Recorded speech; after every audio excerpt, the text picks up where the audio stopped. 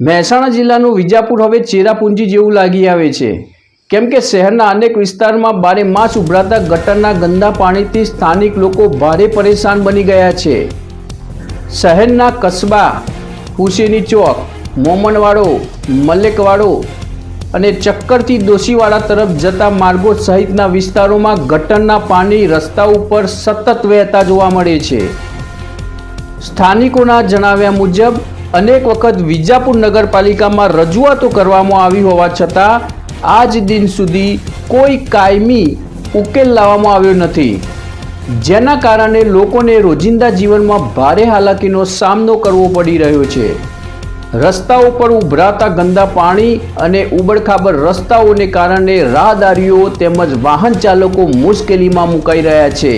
ખાસ કરીને સ્કૂલે જતા નાના બાળકોને ગંદા પાણીમાંથી પસાર થવું પડતું હોવાથી રોગચાળો ફેલાવાની ભીતિ પણ સ્થાનિકોમાં જોવા મળી રહી છે।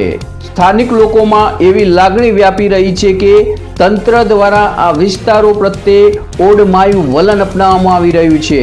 લોકોનો આક્ષેપ છે કે શહેરના અમુક વિસ્તારમાં વિકાસ કામો અને સફાઈ વ્યવસ્થાને અવગણના કરવામાં આવી રહી છે। રોજબરોજની સમસ્યાઓથી કંટાળેલા લોકો હવે ફરિયાદો કરવાનું પણ બંધ કરી ચૂક્યા હોવાનું જણાવી રહ્યા છે। જે હાલતમાં જીવવું પડે એ હાલતને સ્વીકારી લીધી છે, એવી વ્યથા સ્થાનિકોએ વ્યક્ત કરી હતી।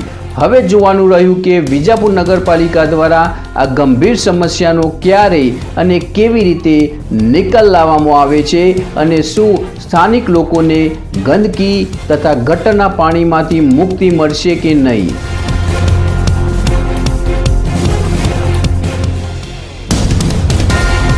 વિજાપુરથી અલ્તાફ ખાન પઠાણનો રિપોર્ટ, જીજેઓલ ગુજરાતી ન્યૂઝ, વિજાપુર।